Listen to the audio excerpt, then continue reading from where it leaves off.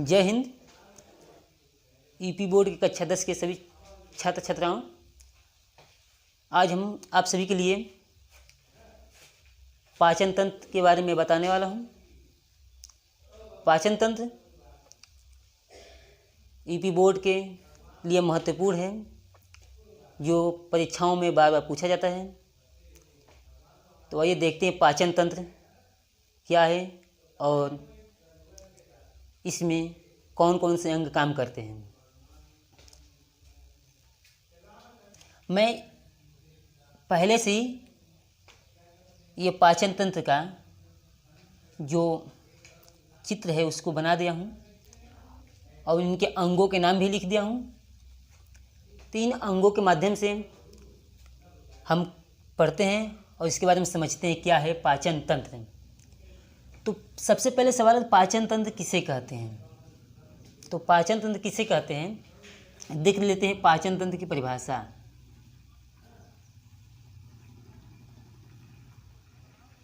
पाचन तंत्र पाचन तंत्र का अर्थ, हम पाचन तंत्र किसे कहते हैं उसके बारे में देखते हैं। तो पाचन तंत्र के अर्थ शरीर के जो अंग भोजन को पचाने,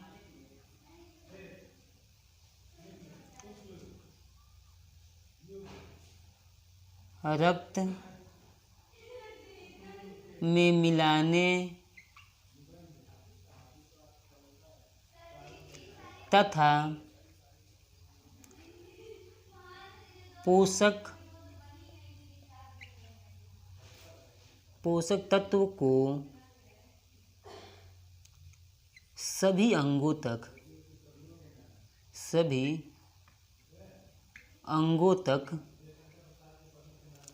पहुंचाने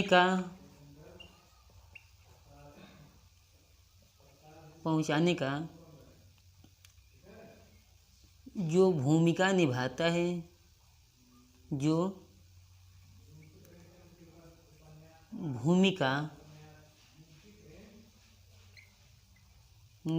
है,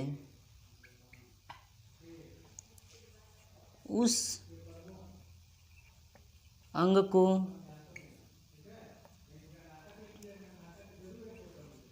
पाचक अंग तथा इनके समूह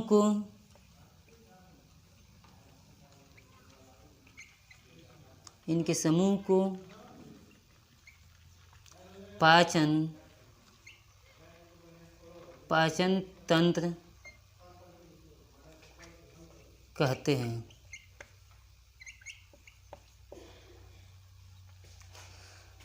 पाचन अंग या पाचन तंत्र किसे कहते हैं। पाचन तंत्र उसे कहते हैं शरीर के जो अंग भोजन को पचाने, रक्त में मिलाने तथा पोषक तत्व को सभी अंगों तक पहुंचाने का जो भूमिका निभाता है, उस अंग को पाचक अंग तथा इसके समूह को पाचन तंत्र कहते हैं। अब इसमें देखते हैं पाचन तंत्र के अंग। पाचन तंत्र के अंग, अब पाचन तंत्र के अंग कौन कौन से हैं। तो पाचन तंत्र के अंग हमारे सबसे पहले आता है मुख के बाद दूसरे नंबर पे ग्रास नली आता है, उसके बाद आता है हमारा आमाशय, आमाशय के बाद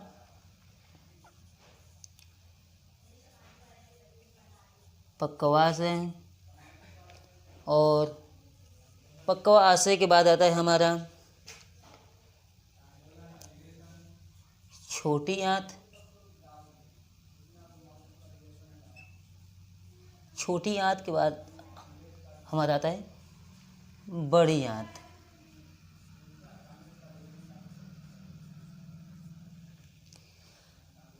अब बड़ी आंत के बाद आता है हमारा गुदा द्वार,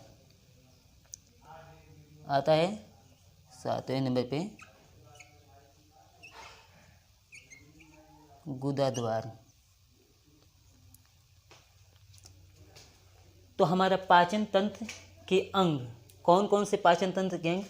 मुख, ग्रास नली, आमाशय, पक्वाशय, छोटी आंत, बड़ी आंत। तो आइए, हमने अभी तक पाचन तंत्र के अर्थ परिभाषा समझा। अब समझते हैं पाचन तंत्र के मुख्य अंगों के कार्य। उनके कार्य कौन कौन से हैं? तो देखते हैं कौन कौन से कार्य हैं उनके पाचन तंत्र के। पाचन तंत्र के मुख्य अंग हमारे मुख, ग्रास नली, आमाशय, पक्वाशय, छोटी आंत, बड़ी आंत, गुदा द्वार। ये हमारे पाचन तंत्र के मुख्य अंग हैं।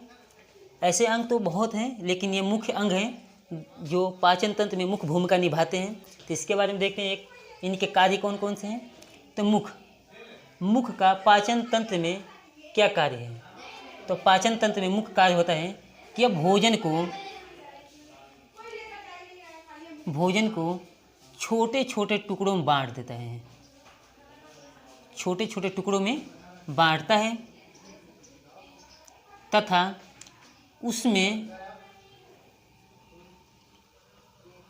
उसमें लाला रस यानी लार को मिला देता है। लार को मिलाने का कार्य करता है, मिलाने का कार्य करता है। मुख्य पाचन तंत्र में काम क्या करता है? तो भोजन को छोटे छोटे टुकड़ों में बांटता है तथा लार को मिलाने का कार्य करता है। भोजन में लार को मिलाने का कार्य करता है, जिससे भोजन गीला तथा मुलायम हो जाता है।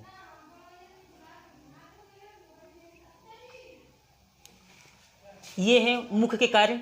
अब यहाँ से भोजन छोटे छोटे टुकड़े में बट गया तथा गीला हो गया। अब इसके बाद ये आता है कहाँ पर? भोजन ग्रास नली में। ग्रास नली की दीवार जो होती है काफ़ी सख्त होती है, मुलायम होती है, जो इससे अगर भोजन गीला ना हो या भोजन अच्छा ना हो तो क्या होता है कि ये ग्रास नली की दीवार में है कि इसमें अगर भोजन रूखा हो, गीला ना हो, मुलायम ना हो तो ग्रसनी की दीवार को जख्म कर देती है, उसमें जख्म हो सकता है। क्योंकि ग्रसनी की जो दीवार होती है सॉफ्ट होती है, मुलायम होती है, जिससे भोजन को आसानी से आने जाने में उसको मुलायम होना, गीला होना अनिवार्य है। तो अब ग्रसनी का कार्य क्या है कि मुख से भोजन आए हुए को लेकर भोजन को यह आमाशय तक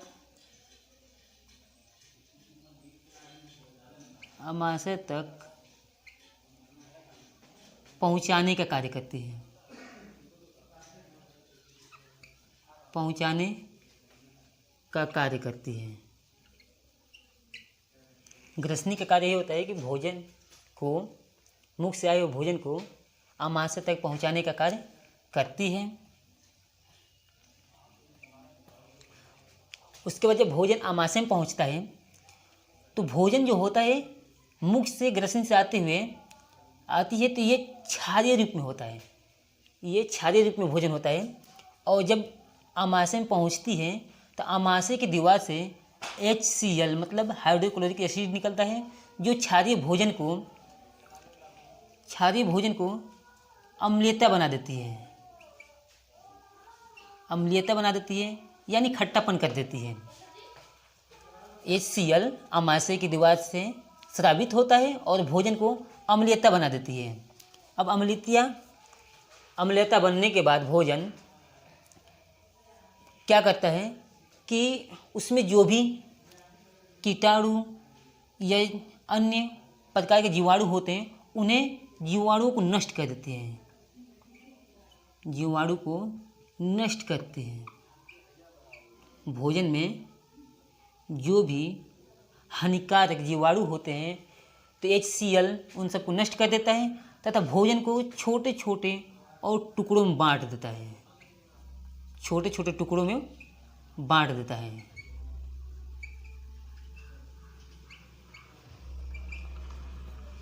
उसके बाद अमाशय का एक और कार्य है जो है कि ये संकुचन तथा विमोचन करता है, संकुचन तथा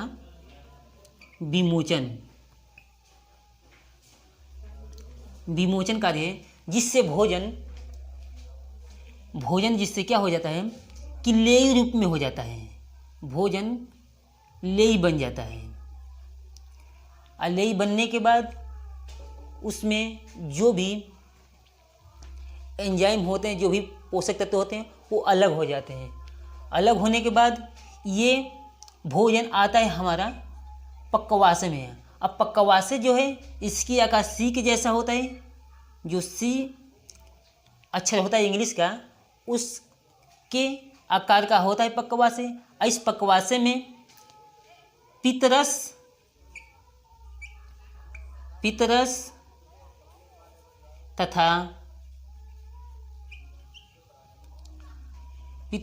तथा अग्नाशय से कुलुम रस, पित्तरस और कुलम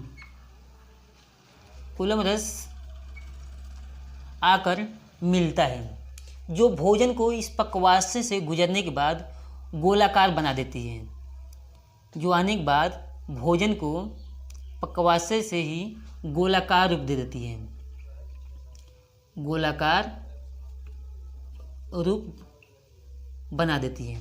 भोजन क्या होता है कि इसमें आने के बाद कोलम रस तथा पित्त रस उसको छोटे छोटे गोलाकार रूप में बना देती है, जिससे वो वहाँ से निकलने के बाद आती है छोटी आंत। छोटी आंत को क्षुद्रांत भी कहते हैं।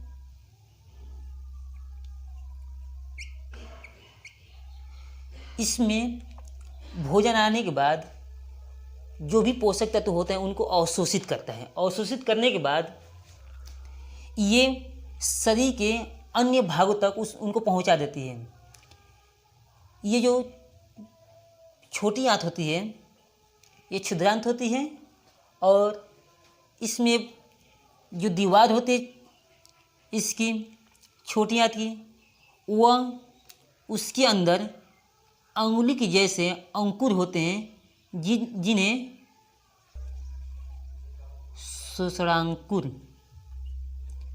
शोषणांकुर कहते हैं, जो रक्त तथा अन्य ग्रंथियों से निर्मित होते हैं। और यही भोजन के अंदर जो पोषक तत्व होते हैं उन्हें अवशोषित कर लेते हैं।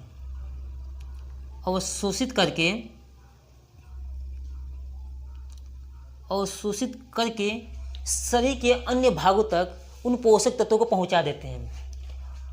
अब वहाँ से ये पोषक तत्व जब पहुंच जाते हैं तो बात आता है कि अब भोजन आगे कहाँ जाएगा, तो भोजन चला जाता है बड़ी आंत, यानी छोटी ही आंत आगे चल के बड़ी आंत का रूप धारण कर लेती है। और इसमें जल की अधिक आवश्यकता होती है। जो भोजन में बचा हुआ पदार्थ होता है, जो भोजन में बचा हुआ पोषक तत्व होता है, उससे ये बड़ी आंत अवशोषित करके जो अन्य बचा हुआ अपशिष्ट पदार्थ होता है उसको गुदा द्वार के पास भेज देती है। और गुदा द्वार के पास पहुंचते ही जो अवशिष्ट पदार्थ होता है उसको गुदा द्वार के रास्ते वो बाहर निकल जाता है। तो ये पाचन तंत्र के मुख्य कार्य हैं और मुख्य अंग भी हैं, जो उसमें से मुख्य ग्रास नली, अमाशय, पक्वाशय, छोटी आंत, बड़ी आंत, गुदा द्वार भूमिका निभाते हैं। और इनके ये सब कार्य हैं जो हमने आप सभी को भी बताया कि मुख्य का काम क्या है कि भोजन छोटे छोटे टुकड़ों में बांटना, उसमें लार को मिलाना, उसे गीला तथा मुलायम करना। उसके बाद भोजन आता है हमारे ग्रास नली में। ग्रास नली श्वास नली की जस्ट पीछे होती है, जो इसके रास्ते से होते हुए भोजन अमाशय तक पहुंच रहा है। अमाशय तक पहुंचते ही जो हमारा भोजन होता है वो क्षारीय होता है। अमाशय उसको अम्लीयता प्रदान करती है, जिसमें हाइड्रोक्लोरिक एसिड मिलकर उसे अम्लीयता बना देती है, और वहाँ पर जो भी हानिकारक जीवाणु होते हैं उन्हें वो नष्ट कर देता है। और अमाशय कार्य भी है कि वो संकुचन विमोचन करता है, मतलब सिकुड़ता फैलता है, जिससे भोजन क्या होता है कि लेई के समान हो जाता है। लेई के समान होने के बाद ये भोजन उससे आगे पहुँचता है, तो कहाँ पहुँचता है? पक्वाशय। पक्वाशय के आकार सी के जैसा होता है, और यह पित्त रस तथा कुलम रस, जो पित्ताशय से निकलता है पित्त रस, और कुलम अग्नाशय से निकलता है। ये रस गोलाकार भोजन को प्रदान करते हैं। ये क्या करते हैं कि भोजन को गोलाकार रूप प्रदान करते हैं, और जो अम्लीय भोजन होता है उसे क्षारीय बना देते हैं। और क्षारीय आने के बाद जो उसमें पदार्थ पोषक तत्व होते हैं अलग हो जाते हैं, और छोटी आंत उनको क्या करती है कि शोषणाकुत के कारण जो भी पदार्थ होता है उन्हें अवशोषित कर लेती है। अवशोषित करने के बाद जो बचते हैं पदार्थ उसको बड़ी आंत को दे देती है। अब बड़ी आंत क्या करती है? जो भी पदार्थ बचा होता है उसे अवशोषित करके गुदा द्वार के पास पहुंचा देती है, और गुदा द्वार उसको अवशिष्ट पदार्थ को बाहर निकाल देती है।